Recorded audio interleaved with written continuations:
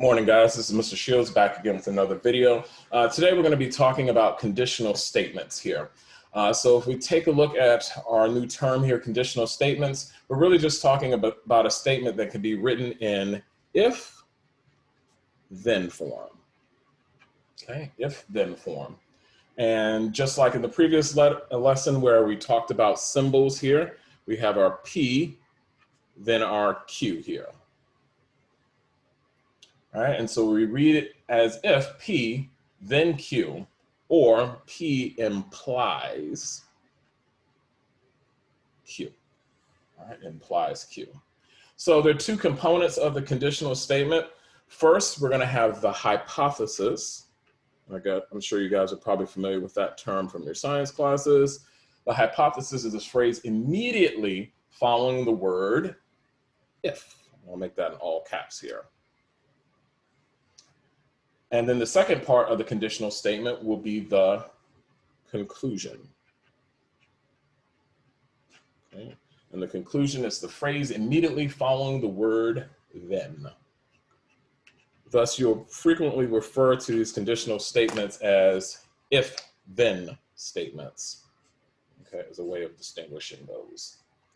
All right, so let's take a look at a few examples that we have on the paper. Once again, I did leave a copy of this, so if you wanted to fill it out as we go along, you can print it out. If you don't have access to a printer, obviously you can just handwrite this. All right, so number one, if you live in Nashville, then you live in Tennessee. So what's going to be my hypothesis? Well, what comes after that if statement? So my hypothesis is you live in Nashville. And then, of course, as far as the conclusion, that comes after the then. So you live in Tennessee is going to be my conclusion, okay? Moving my document camera down a little bit. Sorry for the shakiness, guys. Number two, if the sum of the measures of the two angles is 90 degrees, then they are complementary angles. So if I take a look at my hypothesis, which comes after the if, it's just going to be, you guessed it, the sum of the measures of two angles.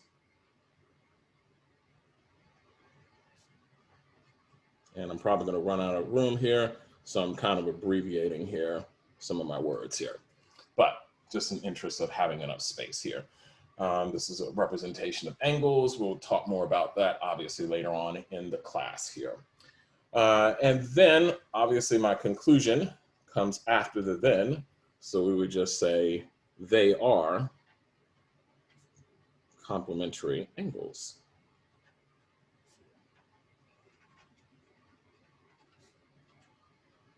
Okay.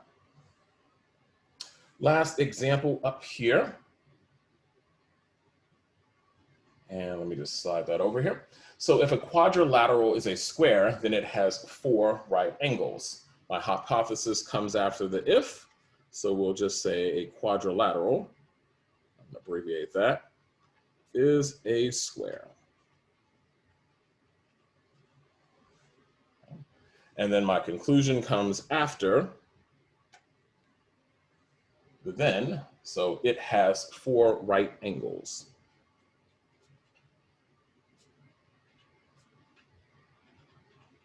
And I guess I'll write out angles this time for you guys.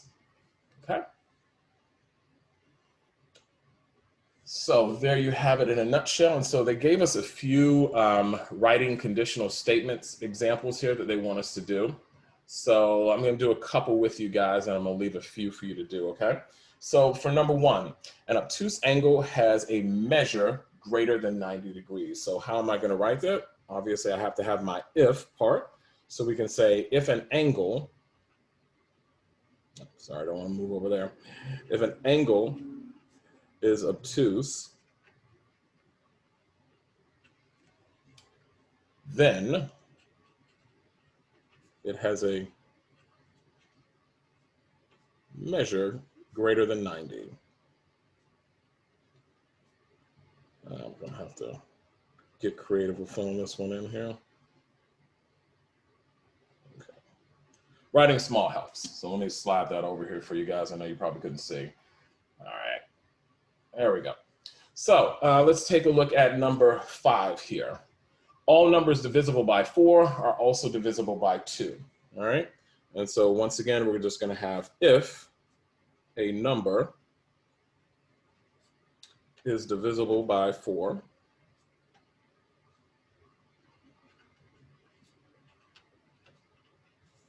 then, gotta have my comma then, it is divisible by 2. Okay, and I think that time you were able to see it all the way. Okay, nice. Number 6, states on the East Coast border the Atlantic Ocean. All right, so we could use an if statement. We can say if a state is on the East Coast,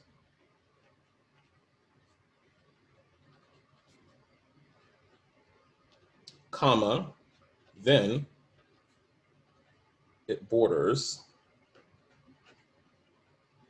the Atlantic Ocean. And let's just write it like so here. And I'll just abbreviate the O for ocean, okay? Number 7 here. Go ahead, pause the video right now and see if you can write number 7 with an if-then statement. Okay, welcome back. Let's see how you did. So you should have written, if it is Valentine's Day,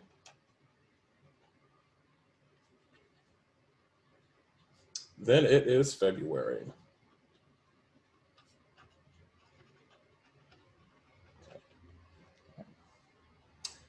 Do the same here for number 8. Pause the video here, see if you can write out number 8. Prime numbers only have 2 factors, one in itself. Okay, let's take a look at number 8 and see how you did. Hopefully you got that one straight. So we could say, if a number is prime, then it's only 2 factors, or one in itself. Okay, all right, so you've practiced writing some conditional statements, but as you can probably guess, especially if you printed this out, there is another page to this here, some different forms of conditionals. And so that's what we're gonna do on the next one here. So let me just go ahead and move this paper over here. And let's talk about 3 terms that you're gonna need to be very, very, very familiar with: the inverse, converse, and contrapositive. And so you're gonna have a lot of practice being able to write those based upon certain statements here. So let's dive right into it. So if I have an inverse statement here, it is formed by negating the hypothesis and conclusion. And so how are we going to write that in symbolic form? Well, I'm going to do it like so here. Okay. Okay. And that little symbol meaning not P and then not Q. Okay. Converse. All we're doing with this one is we're just switching it around. Okay, we're just switching the hypothesis and conclusion, and the rest of the sentence stays the same. And so how does that look? Well, we would just say Q, then P. Okay. Now, contrapositive has a little more to it. You have to do 2 things. You have to negate. So we're going to be negating, and we're also going to be switching the hypothesis and the conclusion. So how is that going to look? Not Q, and then not P. Now, the way I distinguish the contrapositives from the others, and maybe this will work for you as well, if you notice there are more letters in contrapositive, thus there's more work for you to do. Negate it and then switch it. So that's how I kind of distinguish between the contrapositive and some of the others. So how is that going to look as far as examples are concerned? So maybe I'll do 2 with you guys, and I'll leave the third one for you to work on here. So if I look at number 1, if it is Saturday, then there is no school. So let's just start with writing the inverse of that, okay? And so let me move that up here. So if I look at the inverse here, the order is going to stay the same. It's just I'm going to have a little knot there. So for instance, I would say if it is not Saturday, then there is school, okay? And so by negating here, we change that no to there is, all right? And I need to go ahead and write the little there for that, okay? And so is this statement true? If it is not Saturday, then there is school. Well, hopefully you guys can recognize that will be a false statement because it could be Sunday. And there's no school on Sunday, at least here in the United States. All right, let's take a look at the converse. So with the converse, all we're doing is switching the order, okay? We're not negating anything, we're just switching the order. So then we would just say, if there is no school,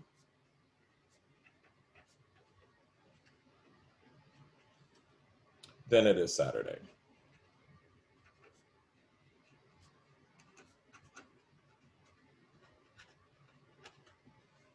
Now, as you can probably guess, the truth value of that one is also false. And our counterexample would just be, you guessed it, Sunday.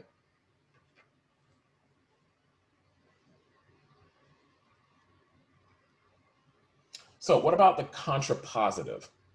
Well, with the contrapositive, remember we are negating it and we're switching the order. So we got to do 2 different things. So this is how that's going to look. If there is school, then it is not Saturday. So is that a true statement? Yes. Well, depends. I think Virginia Beach did have that situation where they had school on Saturday, I believe, for part of the year last year. So, but generally speaking, we have a no here. All right, so let's do this next example here. And so the next example, if the product of 2 numbers is odd, then both numbers must be odd. All right, so once again, with my inverse, all I'm doing is keeping the order the same, but I'm just negating both my hypothesis and my conclusion here. So what is that going to look like here? It's just going to be if the product of 2 numbers, I'm going to use my little hashtag for numbers, is even. See how I'm going from odd to even on that one? Is even, then the numbers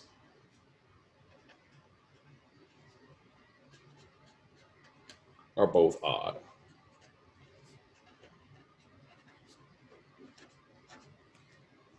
Okay.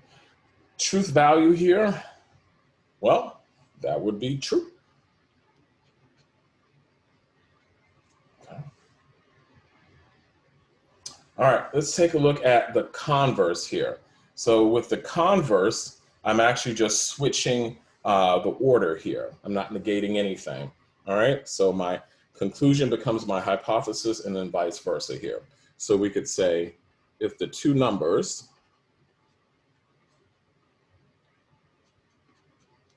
are odd, then their product is odd.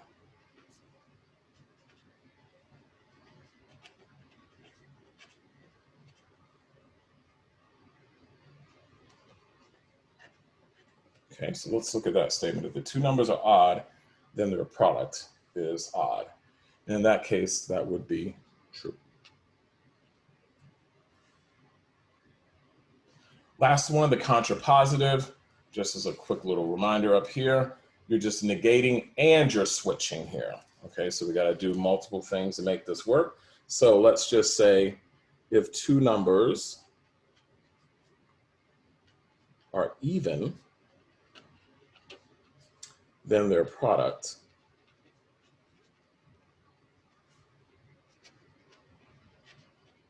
is even.